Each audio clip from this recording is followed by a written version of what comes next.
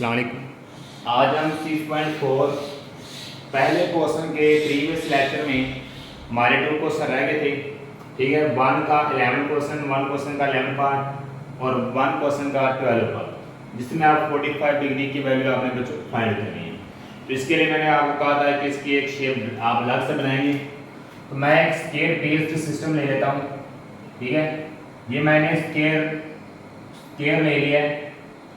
ठीक है, ये मेरे पास क्या आ रहा है, एक स्केयर आ रही है। ठीक है, स्केयर के अकॉर्डिंग अगर आप देखें तो इसको मैं बाइसेक्टर लाइन का देता हूं, क्योंकि मेरे पास अंदर एक राइट ट्रायंगल बन है। एक राइट ट्रायंगल आपस ये वाली बन गई है, एक राइट ट्रायंगल आपस ये वाली बन गई। यहाँ पे भी 90 डिग्री का एंगल होगा, यहाँ पे भी कितना का होगा, अभी 90 डिग्री का एंगल होगा। इसका आप जो मर्जी नाम दे दें, मैंने सी दे दिया, ये ए है, ये बी है, ये वाला मैंने क्या ले लिया, डी ले लिया। क्या लेंगे भी आप, डी। आप लिखेंगे कंसीडर a square base। मेरे पास एक स्क्वायर बेस सारा भी A B C D has 1 unit. माइस का यूनिट कितना होगा, 1, हैज 1 यूनिट। ठीक, स्केयर बेसिस सिस्टम आप इसकी वैल्यू फाइंड करें तो आप इसको चारों साइड पे, 4 साइड पे इसका जो यूनिट लेंगे वो 1 लेंगे। ठीक है बच्चों, तो यहाँ मैंने क्या लिख दिया, हैज 1 यूनिट। मतलब अगर ये भी 1 है, ये भी 1 है, ये भी 1 है और ये भी 1 है, तो ये मैंने लिख लिया, मेरे 4 साइड कंसीडर किया है। मेरे पास इनका यूनिट्स कितना आ रहा है, 1 आ रहा है। ठीक है, अब यहाँ पे मैं एक वैल्यू लिख लेता हूँ x। ये वाला यूनिट मुझे नहीं पता आ रहा है, जो बाइसेक्टर कट कर रही लाइन ना, इस यूनिट का नहीं पता, आप अननोन, इसको बताएंगे कौन सा यूनिट है, कितना यूनिट फाइंड होगा, तो ये आपने फाइंड करना है। तो ये फाइंड करने के लिए बच्चों या आप इस तरफ से या इस तरफ एक राइट ट्रायंगल ले लें, चाहे नीचे वाले ले लें चाहे आप ऊपर वाले ले लें, इस पर पाइथागोरस थ्योरम अप्लाई करें। बाय पाइथागोरस थ्योरम देखेंगे आपने वैल्यू किसमें लेके जानी है, 45 डिग्री। मैं कंसीडर कर लेता हूँ, मेरे पास ए भी 45 डिग्री है और बी भी कितना है, 45 डिग्री, और यहाँ पे आप जानते हैं कितना होता है, 90 डिग्री होता है। यहाँ पे कितना होता है, अभी 90 डिग्री होता है। अब बच्चों 90 के सामने क्या है, हाइपोटेन्यूस है। ठीक है, और आपने एंगल ये भी 45 है, ये भी 45 है। मैंने इस 40 के सामने ले लिया परपेंडिकुलर और ये ले लिया बेस, सेम ऐसे। ठीक है, क्या आप इसको परपेंडिकुलर ले या इसको बेस ले, वो आपकी मर्जी है। बाय पाइथागोरस थ्योरम यहाँ पे लिख लें, मेरे पास मेजरमेंट एंगल ए कितनी वैल्यू आ रही है, 45 डिग्री। मेजरमेंट एंगल बी कितना आ रहा है, वो भी 45 डिग्री है। मेजरमेंट एंगल सी कितना आ रहा है बच्चों, वो 90 डिग्री है। ठीक है, अब मैं इस पे बाय पाइथागोरस थ्योरम अप्लाई करता हूं, पाइथागोरस थ्योरम। तो यहां पे देखें, मैं नीचे वाली आपस राइट ट्रायंगल ले लेता हूं। हाइपोटेन्यूस का स्क्वायर इक्वल आया बेस स्क्वायर। प्रीवियस जैसे आपने इसके फर्स्ट क्वेश्चन में बकिया पार्ट में फर्स्ट वैल्यू निकाले गए फाइंड किया, तो पाइथागोरस थ्योरम ऐसे हम लिख लेंगे, प्लस परपेंडिकुलर का स्क्वायर आ गया। तो बेस बच्चों मेरे पास कितनी आ गई, 1। परपेंडिकुलर बच्चों कितना आ रहा है, वो भी 1 है, 1 का स्क्वायर, 1 का स्क्वायर।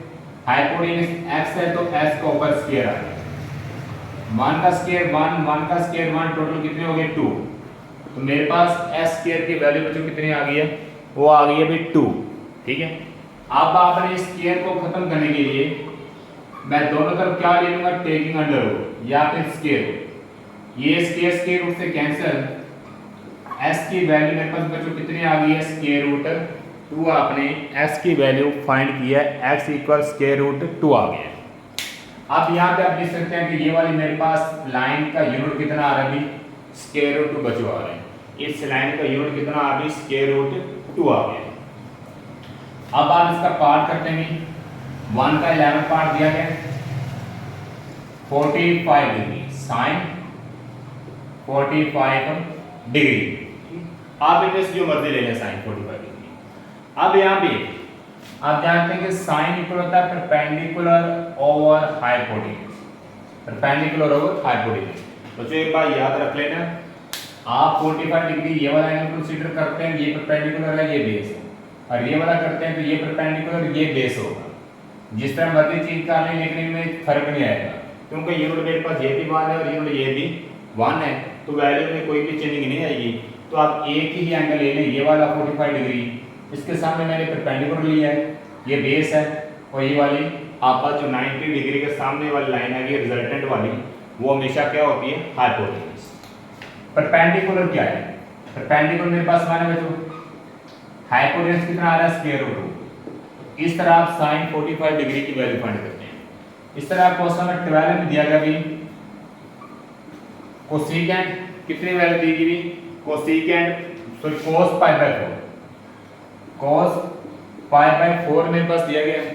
अब आपने यहाँ पे cos पाई बाय 4 की वैल्यू निकालनी है। पहले आप इसको डिग्री में कन्वर्ट कर लें बच्चों, cos इसको किस में कन्वर्ट करेंगे, डिग्री में। 180 को 4 पे डिवाइड करते हैं, कितना आंसर आएगा भी 45 डिग्री। ठीक है, तो इसका एंगल कितना बन गया बच्चों, 45 डिग्री।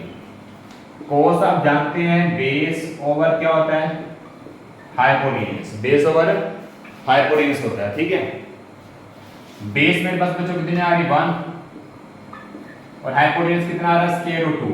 तो यहाँ पे लिखेंगे आप स्क्वायर रूट 2, क्योंकि हाइपोटेन्यूज की वैल्यू स्क्वायर रूट 2 फाइंड की है, परपेंडिकुलर 1 है, बेस 1 है। तो यहाँ पे cos 45 डिग्री की जो वैल्यू है 1 ओवर स्क्वायर रूट 2 आ गई है, sin 45 की भी 1 ओवर स्क्वायर रूट 2 आ गई, सेम एज इट आ रही है। ठीक है, इसी तरह मैं खुद से एक क्वेश्चन ले लेता हूँ।